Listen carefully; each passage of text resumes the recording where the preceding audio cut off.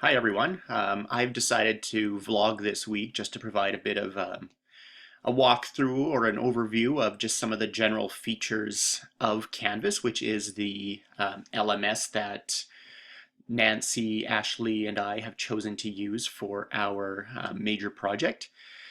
So I've created a teacher account here, and this is my dashboard. So this is just kind of the general page where you would have a list of all of your classes that you currently have set up. So you can see right now I have one course set up, which I've just called astronomy.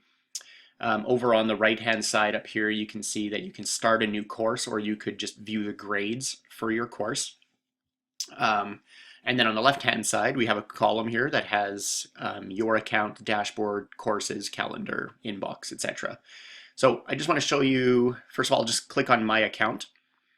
So as you'll notice, I didn't read very good when I was creating my profile. That is not my last name, but oh well, it's kind of catchy.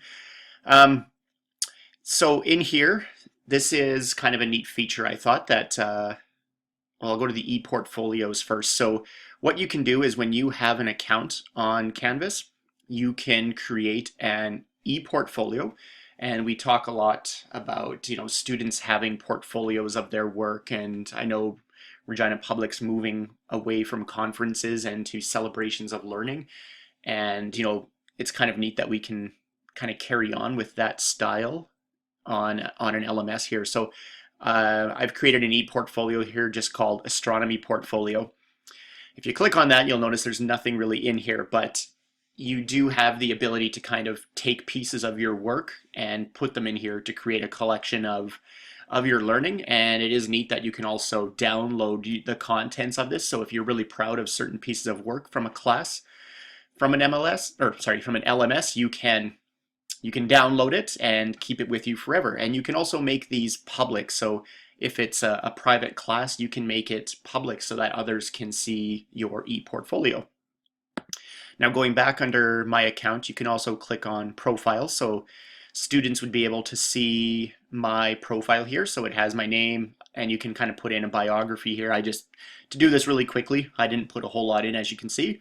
But what I like is that you can also create some links here. So I created a link to my blog so that students could also easily be redirected to favorite websites of mine or whatever I want them to see. So if I go back into my dashboard here, I'm going to click on my astronomy course. So once you go in here, you can kind of see this is the home page. And so the recent activity is displayed here, and I haven't added too much in just because I just wanted to kind of keep it clean. And that's actually one of my favorite things about Canvas, is that I feel that it has a nice clean look. I like kind of the white and gray, and everything just, to me, looks clean and easy. It's got an easy layout. When I read Kelsey's blog, I know she kind of talked about that. If you look on the left-hand side here, it gives you a list of different items, and she felt that there was almost too much. Like if you look at something like collaborations, conferences, discussions, it can kind of almost be like there's too many options, and you're not really sure, okay, what's the difference between a conference and a discussion, right? So it has a clean layout in my mind, but I do see what Kelsey's saying is that it almost seems excessive. Maybe they could have simplified it a little bit, because you come in and it looks like there might be a steep learning curve to it. So if I just click on, the fact that you can have discussions though is something that I really like. By clicking on this, you'll see that there's one discussion in here, and it's called Redshift. Shows you when it was created, so you can click on that, and it shows in here. Here's the kind of discussion topic: discuss the implications of all galaxies being redshifted. And I replied to this here as well, just saying, I can't remember. Does redshift mean that the galaxies are moving towards us or away? Can someone clarify for me? So I just like that it has this forum allowing for constant discussion to kind of recreate a classroom feel. And Kyle's blog, he also mentions one thing that he really likes about this is that when students, they have to reply to the discussion topic before they can read comments. And he identified that he really likes that because students can't just read what other students are saying and then just kind of, throw something in right along those lines. They have to create their own original reply before they can see the others. And then once they do that, the other ones open up to them, and then they can kind of collaborate and discuss as they see fit. So I agree with Kyle. That is a feature that I like, and it prevents students from just being passive and kind of piggybacking off of what others are saying. So if I go back home here, you'll notice that there's also an assignment notification. So if you click on that, you'll see that there is an assignment created here, watch Crash Course Astronomy number 42, and write a one-page summary. So if you click on that, again, it seems really quite well laid out to me. It kind of lays it out, the topic here, what they have to do. Here is the text box that they would respond their answer in. And then down here it shows how many points this is out of and what they're submitting, so a text entry box. It says, who it's for, when it's available from and until. I didn't set any parameters there, but I certainly could. And then down here, there's room for a rubric. So students will be able to easily click on that and see what the expectations are for their answer, and then publish it. So I like that feature. Again, it just seems really quite easy to handle.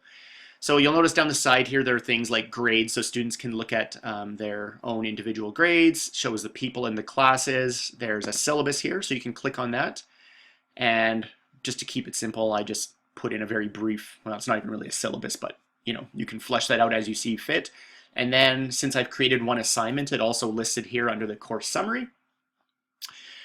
There's outcomes, quizzes, modules, so it's kind of, it's nice that we can just simply list the outcomes that we expect people to know from the course so that they have an idea of what it is they're expected to accomplish. We can put in, quizzes, create modules. The collaborations is for if you want students to use like a Google Doc, for example, so that they can collaborate on an assignment. And then there is attendance here so that they can track attendance. On the left-hand side here, you'll notice that there's also an inbox. So this is basically it's your inbox, right? So it allows for private communication between, student and teacher if you want. You can, if you have multiple courses going on, you can, break it down by your individual courses. And there's also a calendar, and the calendar, again, when you click on it, it's just clean and simple. There you go, you have your month. You can tag or flip through the months, and I can click on any day. So let's say next Tuesday, I click on it, and it allows me either to put in an event or an assignment.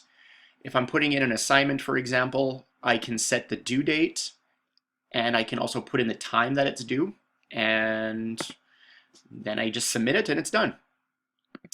If I go back to my astronomy course homepage here, another thing that I like is just right over on the right hand side here. It just says coming up, nothing for this week. So right on the homepage, it kind of has this nice little reminder over here just saying, oh, right, these are the things that I have coming up. And right beside it, I can view the calendar to get a longer view of things that might be coming up. So there is lots that you can play with here. I just wanted to provide a brief overview and kind of give you a layout of the land because like Logan mentioned in his blog, when you're comparing these LMSs, you would expect them to have a lot of the same kind of features. Each one might have a little bit extra here or there, but they are going to generally have the same kind of features. So knowing that, the reason why I haven't explored a whole bunch, but what I really like about this one, and that's kind of drawn me to it, is I really find the layout quite simple. It has all that I really need to offer in a course. Maybe when I play around with it for months and actually have students in it and running a class, I would start to notice some limitations or things that I don't like. But as a first impression, I like the layout. It seems quite simple and user-friendly to me. And that has kind of been why I've been drawn to it. So I will blog a little bit now after this vlog, and I will link to a few of my classmates' blogs that I've read, and they've kind of identified other little features that they have found that they like or don't like. And so I will kind of talk about those later, but I just wanted to give you a visual of what Canvas looks like. So thank you for watching.